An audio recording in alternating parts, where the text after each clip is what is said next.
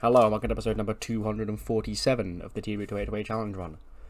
This is going to be SmackDown for week 1 of May, and it is the second to last show before Judgment Day.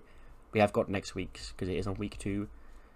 But yeah, we're now making strides. I told you I wouldn't be away 10 days again. I don't think it's quite been 10 days. I think it's been about 4? Question mark?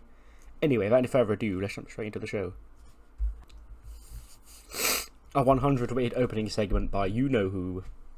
Exactly who's going to open up SmackDown every single week, but Seth freaking Rollins. He's here, and he's like, welcome to SmackDown. You know what time it is right now.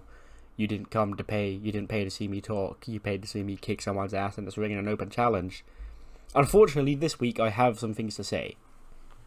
And I know you're going to say, Seth, like, relax. I swear to God, this is about Roman Reigns. I'm going to throw up. And don't worry, it's not technically about Roman Reigns. It's about, Apollo Crews and Paul Heyman and all that sort of thing that's been scheming in the background last week. And then Corbin jumps in the ring and attacks Seth from behind. Like before he can even start talking. He takes the mic, he's like, I told you, Pierce. I told you 7 days to get this sorted, Happy Corbin, on SmackDown. And now, not only are you going to pay the consequences, but your roster is going to pay the consequences. Because I'm going to whoop Seth Rollins' ass and end this whole open challenge charade right now. As him and Ilja continue beating up Seth. So Corbin is the one who's going to take the challenge this week. We're really testing the limits of what Seth can get a light blue match fitting with. Let's see if he can deliver with good old Happy Corbs. Ah, of course not.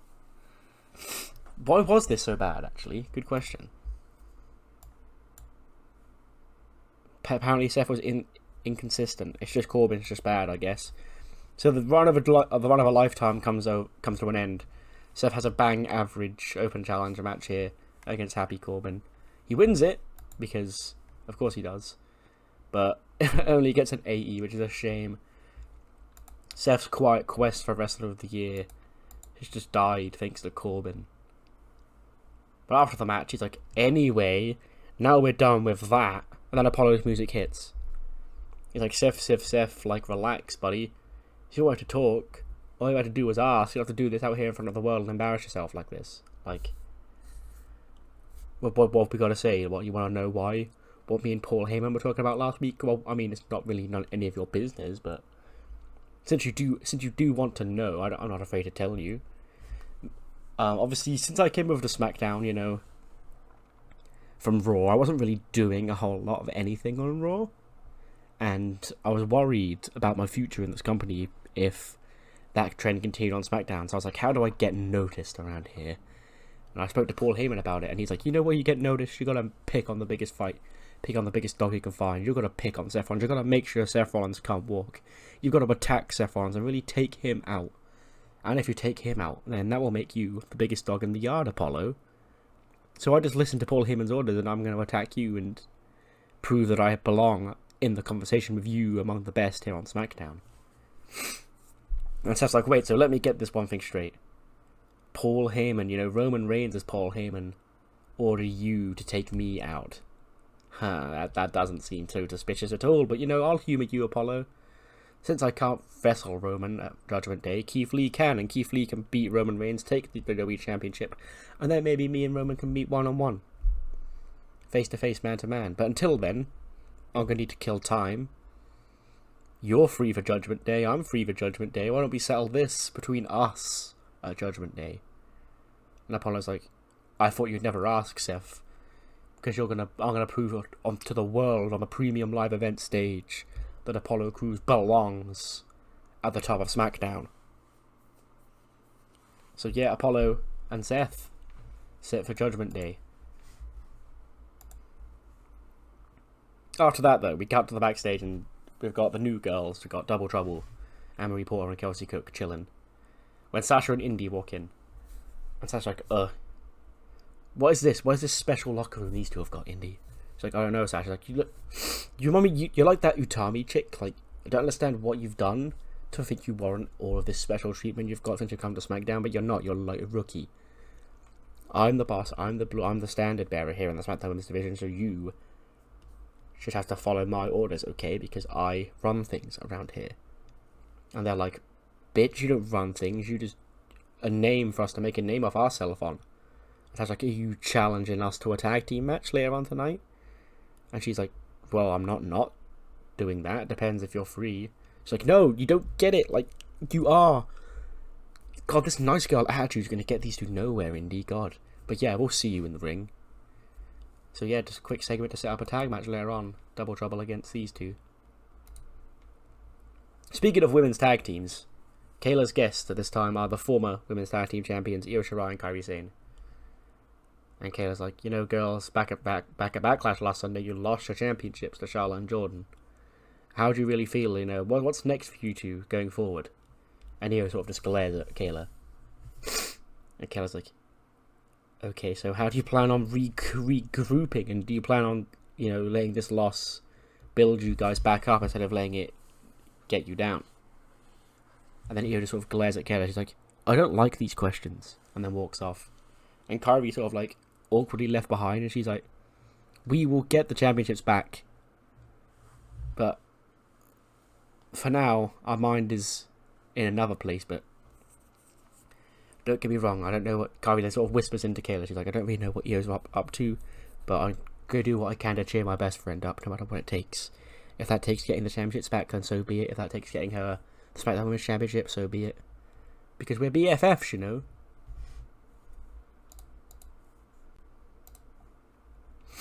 Shoosh, shoosh, shoosh. Gable is here. And he's here to introduce the Creeds, formally as members of the Alpha Academy, because I don't think he formally did that. The whole, this is Julius Creed, this is Brutus Creed thing, he's gonna kick your ass.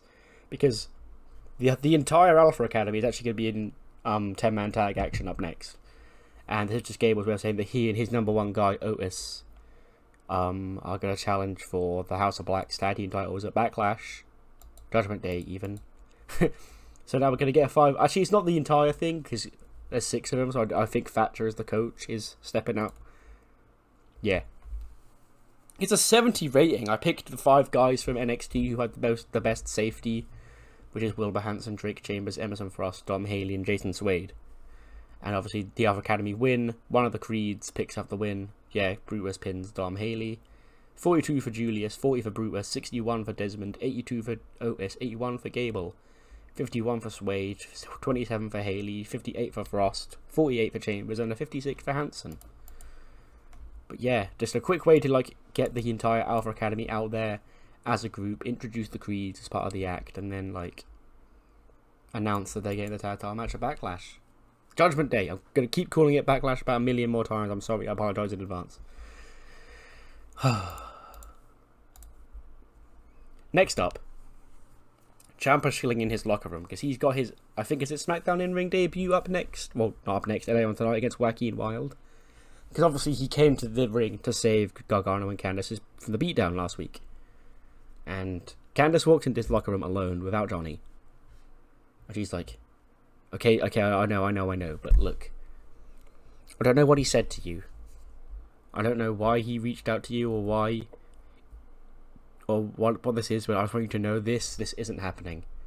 Like, we don't trust you, Ciampa. Like, I don't understand what's going through Johnny's mind when he says that. I know you said, he said that he didn't contact you, but it's obvious that he did, and like, you two together again, like, that's a recipe for disaster, and I can't put Johnny through that again. Promise me you'll stay away from him. And Tommaso's like, Johnny didn't reach out to me. Maybe you've got to stop living in the past, Candice, and realise that things happen and everything happens for a reason. And he walks out and leaves, and Candice is sort of just there pondering, like, what the fuck is he on about? But Candice, very paranoid, obviously, as you would be as a concerned wife, that the man who beat up your husband and broke his heart is now trying to be his friend again. Speaking of being friends, or trying to be, Bayley's in Gorilla getting ready. She's got a match with Mia Yim up next when Cora walks up. She's like, hey Bayley. Ooh, I want to know, and all that. And Bayley's like, what? Why are you even here this week? It's like, well, you see, that's an excellent question, Bailey. But the thing is, obviously you've got a match with Mia Yim up next. So you know you've got a match with Mia Yim up next. Yes, correct. And Bailey's like, yes, I know my match schedule. Yes. Goes like, well, you see, she pulls out like a graph. It's like Mia Yim and Ember Moon. They're there together. They formed an alliance since WrestleMania when they turned on Shotzi. Okay, Shotzi and Utami team up to beat them. Which means if Mia Yim's going to be there, Ember Moon's going to be not too far behind. Okay. So if Ember Moon is going to be on Mia Yim's side, that effectively puts you at a 2-on-1 disadvantage head in this match, Bailey. So you've got to beat Mia Yim, but you also have Ember Moon at ringside. But if somebody was to accompany you to the ring to counteract Ember Moon being at ringside for Mia Yim, then it would be a fair fight. And Bailey's like, okay, that makes mathematical sense, yeah. And of course, like, it's me. I'm going to come out with you. I'm going to be at ringside with your match. And she's like, just don't screw anything up.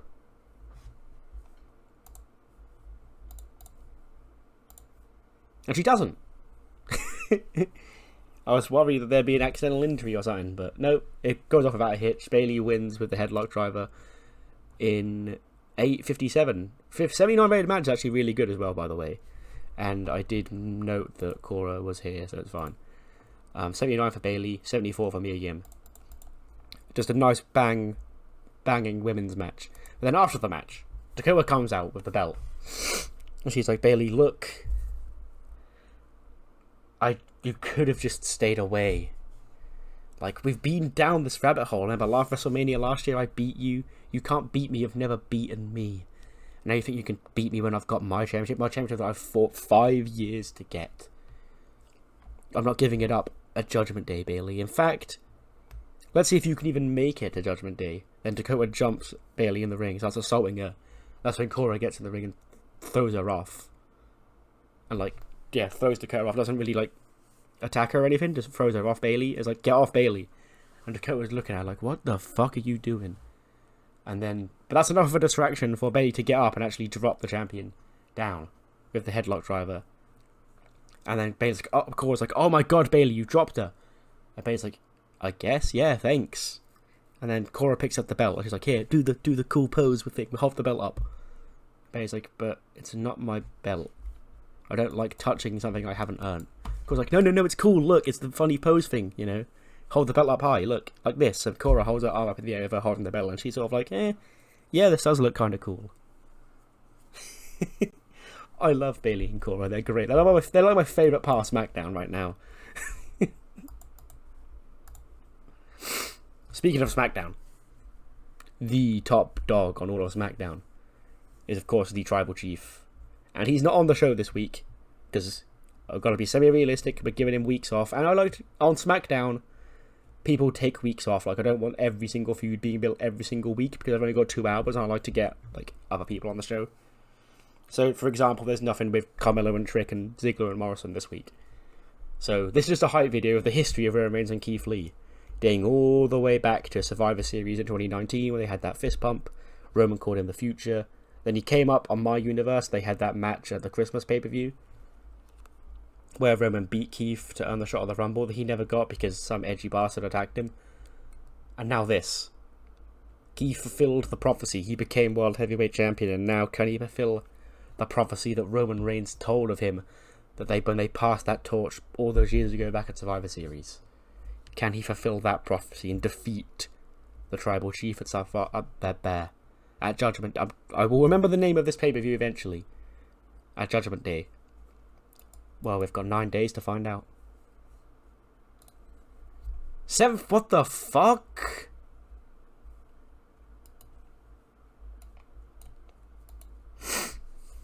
Joaquin Wilde and Ciampa get a 76 rated match. Ciampa wins with the Project Ciampa. Clean. As you do. 59 for Ciampa. 69 for Joaquin. After the match, guess what happens? Ciampa's jumped by all of Legado de la Sombra. And in a similar state to last week where they were beating the fuck out of Johnny Gargano, the crowd is expecting Johnny to repay the favour, like Ciampa did last week to him. But Johnny never shows. Candice never shows. And Ciampa is just left to get his fucking ass beat by all of Legado de la Sombra. And then Zelina takes the microphone. She's like, Johnny, Candice, is this your friend? Is this your old friend? Well, here's the proposition, guys and gals, Johnny, Mr. and Mrs. Wrestling. Judgment Day, 6-person mixed tag team match.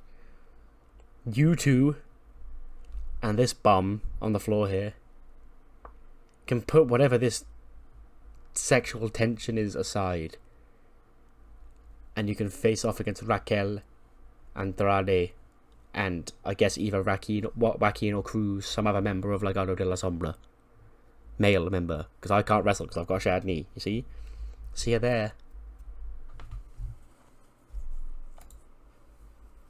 Speaking of this match, this show has been full of matches that have just been, other than Seth and Corbin, needlessly good. Because of course the main event we advertised last week is the Adam Cole, Kevin Owens, Braun Breaker, LA Knight match. So we got this match here, Sasha and Indy. I know it's a loss so soon for Double Trouble, but they're not really, the dominant, undefeated type. And they are the sort of wrestlers that putting them in there and having a great showing against Sasha would help increase their stock about just as much as a win over Enhancement Talent would. So it's fine. Sasha submits Kelsey with the bank statement. 63 for Indy, 94 for Sasha, 38 for Kelsey, and a 50 for Anne-Marie. And then Sasha takes the mic after the match. He's like, that's why they call me the goddamn boss. I'm the best in this division. None of these newbies deserve to be at the top. Not Anne-Marie, not Kelsey, certainly not that Utami chick. Like, yeah. It's me. Indy, I'm grooming the future right here. You don't need anyone else. Like, Indy's going to carry this division long after I'm gone. For I don't plan on going anywhere anytime soon. The Utami comes out and they have a face-off. And they tease fighting, but Sasha walks away, scared. Indy follows Sasha to leave, but then she tries to get the jump on Utami, but she sees it coming. Drops Indy with whatever her WWE finisher would be. I don't know if I'd keep it the same. Or not. Just whatever her WWE finisher would be. Probably some sort of knee or a kick or something. But Indy takes the brunt of the attack as Sasha retreats up the ramp. Oh boy, an injury. I think this is a good time to speak about this, actually. Because given the events of real life, and how often people are dropping down hurt, I feel like high injury frequency is too low. So I'm going to punish myself, and I'm actually tempted to put it up to extreme. Because people are, even if it's just like little knocks that they shake off in about 2 weeks, like, people are still getting hurt in real life a lot more than they are in this game. And Kevin Owens damaged his shoulder. I don't know if that's going to keep him out of Judgment Day or not, or if it's something he can work through. But that's why the match was so bad. But obviously it's miscommunication between these two because they're both worried about that each one's going to stab him in the back. Adam Cole thinks Kev's going to stab him in the back at every turn. And Kev thinks the same. So it ends up with Braun Breaker pinning Kevin Owens to end the show. And it's going to be a really bad rating. 81. That's actually better than I thought. Yeah, that's fine. Sure. Next week is the go-home show, though. But before then, I believe we have what are the final 2 first-round group games of the Cruiserweight World Cup on Velocity.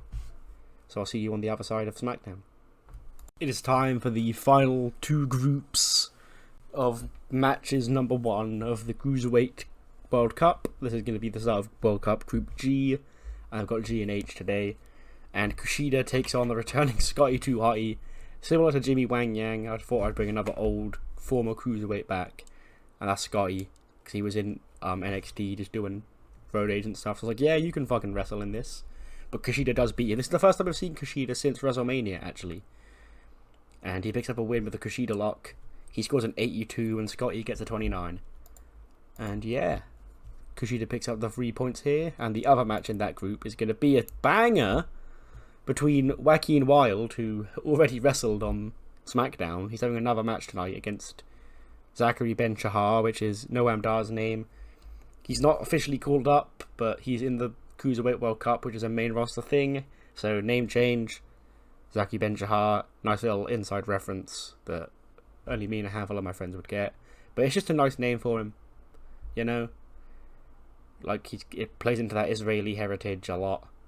Anyway, Joaquin beats him with a Filipino destroyer in 11:03. Big of a banger. 72 for Zachary, he did really good. And a 73 for Joaquin Wilde. Oh, another banger. Another fucking first round match. This is going to be the first round of match of Group H. Ken Cobain against Flash Webster. Ken wins in 12:41 with the fold. Obviously, Ace Austin, Ken Cobain. And yeah, he picks up the dub.